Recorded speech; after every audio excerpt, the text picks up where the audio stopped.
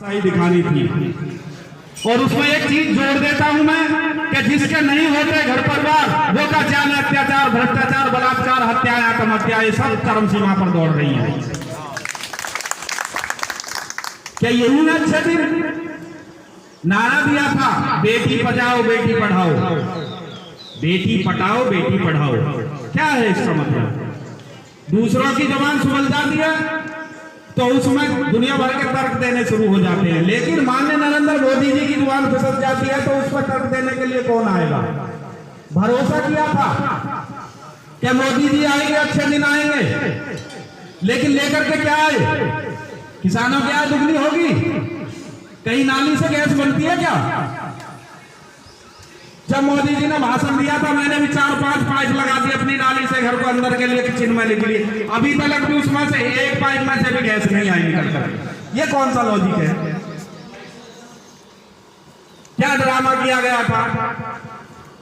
जो कि राष्ट्रपति 3 स्तंभों के पिलर होते हैं, न्यायपालिका,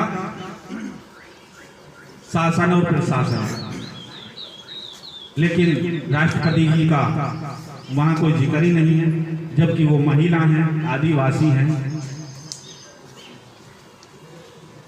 ये चीजें हमें समझने की जरूरत है। लेकिन मैं इसमें एक चीज जोड़ देता हूं, खेत में किसान और सीमा पर जवान, यही है हमारे देश की मजबूत पहचान। तिरंगा हमारे देश की शान और संविधान हम सबको ये अधिकार देता है। संविधान का मतलब होता है अधिकार, और अधिकार का मतलब होता है उसे इंसाफ मिले। कानून का मतलब ये नहीं है कि हम देसी भाषा में कह देते हैं कि बल्दी दाएं चल रही है, लेकिन आने वाला समझ जो भविष्य होगा वो बीजेपी के लिए खतरे की घंटी है।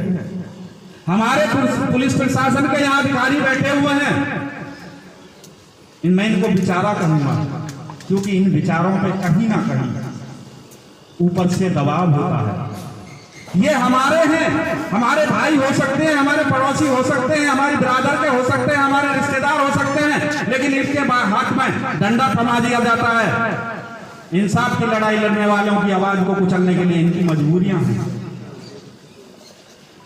लेकिन ये मजबूरियां कहीं ना कहीं नाक का सवाल भी बन जाती है। तो हमें समझने की यह जरूरत है।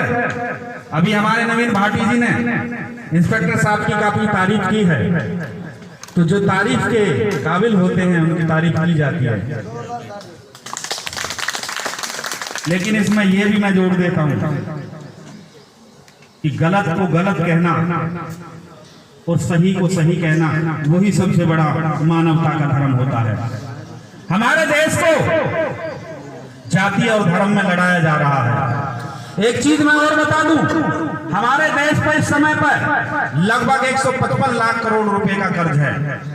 पिछले 67 सालों में यानी 2013 तक देश पर लगभग 54 लाख करोड़ रुपए का कर्ज था। 9 साल में 3 गुना हो गया। और हमारे मोदी जी की सरकार को 9 साल हो गए। गोद लिए गांव अभी तक गोद में ही है कि वो घुटनों पर चल निकले हैं, जबकि 9 महीने का बच्चा घुटनों पर चल निकलता है।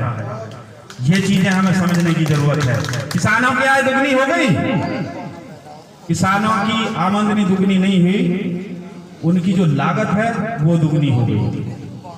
और आज या कल या पिछले 1 महीने से ज्यादा हो गया,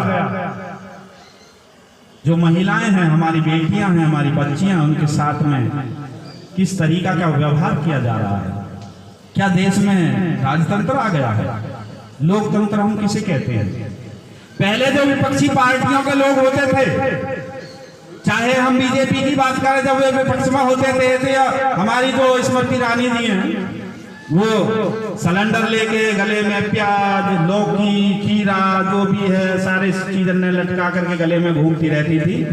उनको किसी ने क्या कानूनी कार्रवाई की? किसी पुलिस ने उनको सताया या कहीं उनको अरेस्ट किया? नहीं किया।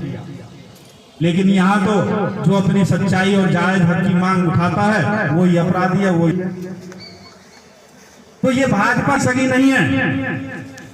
और मैं सीना ठोक कर दावे से कह सकता हूं 2013 में जो चप्पल है मेरे पैर में, अभी सादा चप्पल जो है वो 60 रुपए की आती थी, आज वही चप्पल जो सादा वाली है 250 रुपए से ज्यादा की आ रही है। किसका भला हो रहा है?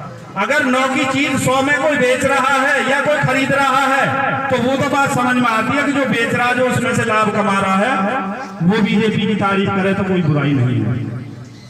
लेकिन जो उस दलदल की चक्की में पिस रहा है, अंधभक्ति में पिस रहा है, वो समझ में नहीं